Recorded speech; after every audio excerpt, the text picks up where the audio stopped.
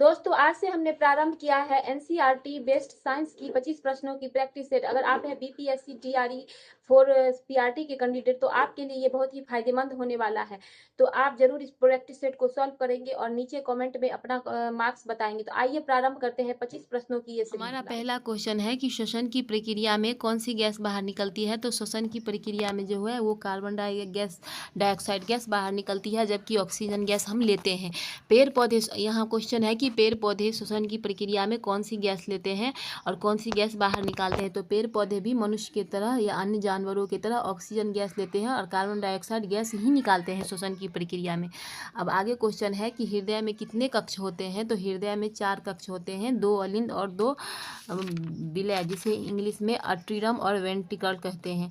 आगे का क्वेश्चन है तीसरा कि पौधे में भोजन बनाने की प्रक्रिया को क्या कहते हैं। तो पौधे में भोजन बनाने की प्रक्रिया को प्रकाश संश्लेषण कहते हैं।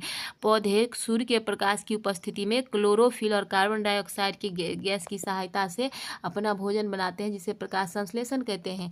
पृथ्वी पर ऋतुओं का परिवर्तन किस कारण से होता है। तो पृथ्वी पर ऋतुओं का परिवर्तन परिक्रमण एवं अक्ष का झुकाव के कारण होता है, जबकि घूर्णन के कारण जो है वो दोस्तों दिन और रात होता है। क्या होता है? दिन और रात होता है। आते हैं अपने अगले क्वेश्चन की। किस धातु का प्रयोग बिजली की तार में सबसे अधिक होती है। तो बिजली की तार में सबसे अधिक जो है वो तांबा का प्रयोग होता है, क्योंकि तांबा विद्युत का अच्छा सुचालक है। और इसके अलावा चांदी भी विद्युत का अच्छा सुचालक है, लेकिन महंगा होने के सबसे अच्छा सुचालक चांदी ही है, लेकिन महंगा होने के कारण उसका हम प्रयोग तार में अत्यधिक नहीं कर सकते हैं। छठा क्वेश्चन है कि रक्त में ऑक्सीजन किसके द्वारा लाई जाती है। तो रक्त में ऑक्सीजन जो है वो आरबीसी के द्वारा लाई जाती है। अगला क्वेश्चन है कि पेंसिलिन किसके द्वारा खोजी गई। तो पेंसिलिन जो है अलेक्जेंडर फ्लेमिंग के द्वारा खोजी गई। अगला क्वेश्चन है बल्ब का फिलामेंट किस धातु का बना होता है। तो ये टंगस्टन का बना होता है, जिसका कि गलनांक बहुत अधिक होता है, प्रतिरोध बहुत कम होता है। पानी गलनांक बहुत अधिक होता है टंगस्टन का। अब 9वां क्वेश्चन है कि पानी का उबलने का बिंदु सामान्य वायु दाब पर कितना होता है। तो पानी के उबलने का बिंदु जो है सामान्य दाब पर 100 डिग्री सेल्सियस होता है। 10वां क्वेश्चन है पृथ्वी पर सबसे अधिक पाई जाने वाली गैस कौन सी है। तो नाइट्रोजन गैस है पृथ्वी पर सबसे अधिक पाई जाने वाली गैस, जो कि 78% पाई जाती है। अब अगला क्वेश्चन है मानव शरीर में पाचन क्रिया कहाँ से शुरू होती है। तो यह मुंह से शुरू होती है। अगला क्वेश्चन है पौधे का जल का परिवहन किसके द्वारा होता है। तो जल का परिवहन जाइलम के द्वारा होता है। पौधे में 2 प्रमुख ऊतक हैं, जाइलम और फ्लोएम। 13वां क्वेश्चन है बल्ब श्रृंखला में जोड़ने पर क्या होता है। तो एक खराब होने पर सभी बल्ब बंद हो जाते हैं।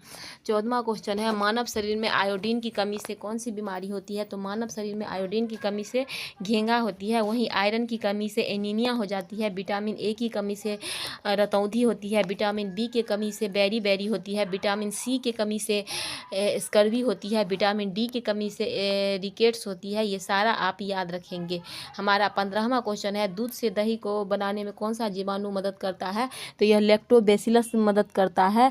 लैक्टोबैसिलस जो है यह दूध में लैक्टोज को तोड़कर लैक्टिक अम्ल में एसिड बनाता है और दही तैयार करता है। हमारा अगला क्वेश्चन है बिजली गिरने से पर सबसे पहले क्या करना चाहिए। तो खुले स्थान से बचना और सुरक्षित जगह पर चला जाना चाहिए।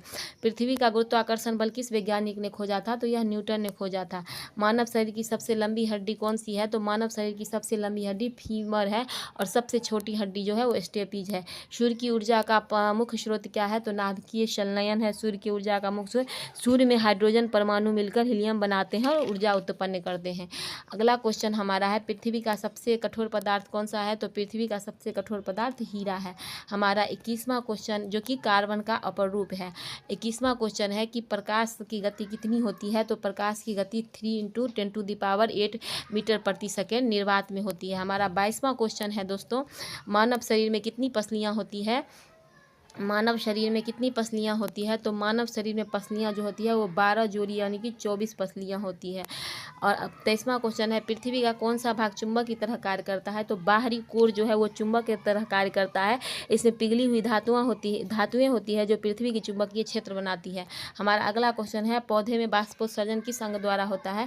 तो वह पत्ती द्वारा होता है। पत्ती के स्टोमाटा द्वारा होता है पौधे में बाष्पोत्सर्जन, जिसे कि रंध्र कहते हैं। हमारा अगला क्वेश्चन है 25 नंबर चंद्रमा और सूर्य का रंग अंतरिक्ष से देखने पर कैसा लगता है, तो वह सफ़ेद लगता है, जबकि सूर्य का रंग पृथ्वी से देखने पर पीला लगता है। और यह पीला क्यों लगता है, तो वायुमंडल के द्वारा लगता है। तो चलिए, आशा करती हूँ कि आपको प्रश्नों की ये श्रृंखला पसंद आ रही 25 होगी ना। प्रश्नों की ये श्रृंखला पसंद आ रही हो तो आप निश्चित रूप से मेरे इस चैनल को सब्सक्राइब करेंगे, लाइक करेंगे, कमेंट करेंगे, ताकि मैं मोटिवेट हो सकूं और इसे कंटिन्यू कर सकूं। आप बताएंगे कि आपको ये श्रृंखला कैसी लगी। नमस्कार।